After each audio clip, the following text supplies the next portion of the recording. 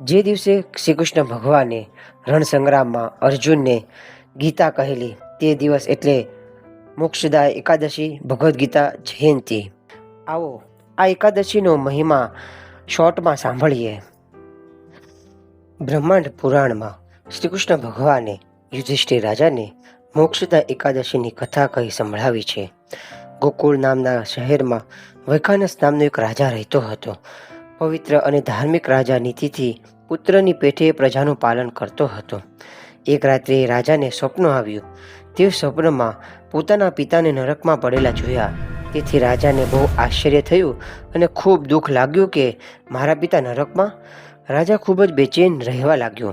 એક દિવસે સારા વિદ્વાન બ્રાહ્મણને બોલાવ્યા અને સ્વપ્નની બધી વાત કહી સંભળાવી.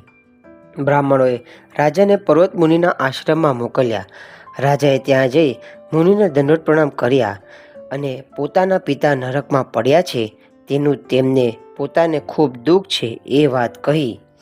ત્રિકાળ જ્ઞાની એવા પર્વત મુનિ ઘણીવાર ધ્યાનમાં ઉતરી ગયા અને બધું જ જાણી લીધું. પછી રાજાને કહ્યું, હે રાજન, તારા પિતાએ ઘણા અધર્મ કર્મો કરેલા છે. એમાં તારા પિતાને 2 પત્નીઓ હતી.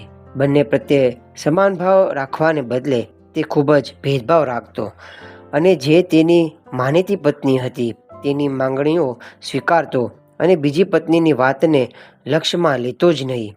અને એ જ પાપના લીધે તારો પિતા નરકમાં પડેલો છે. રાજાએ હાથ જોડી વિનંતી કરી, કોઈ પણ રીતે મારા પિતા નરકમાંથી મુક્ત થાય એવો ઉપાય મને કહો.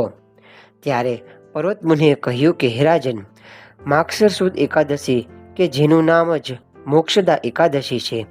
આ એકાદશીનું વિધિસર વ્રત ઉપવાસ કરીને તેનું પુણ્ય જો તારા પપિતાને આપવામાં આવે તો તે મુક્ત થાય. આ કથા સાંભળીને મુનિને પ્રણામ કરીને રાજા પોતાને ઘરે આવ્યો.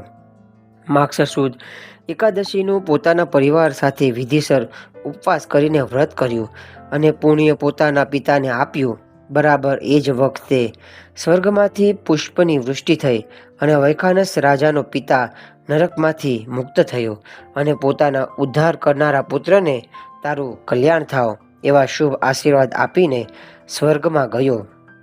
શ્રી કૃષ્ણ ભગવાને યુધિષ્ઠિર રાજાને મોક્ષદા એકાદશીનો મહિમા સંભળાવ્યો છે. જે મનુષ્ય વિધિસર શ્રદ્ધાથી આ એકાદશીનું વ્રત કરે છે તેને સ્વર્ગ કે મોક્ષની જે ઈચ્છા હોય તેની પ્રાપ્તિ થાય છે. જય શ્રી સ્વામિનારાયણ.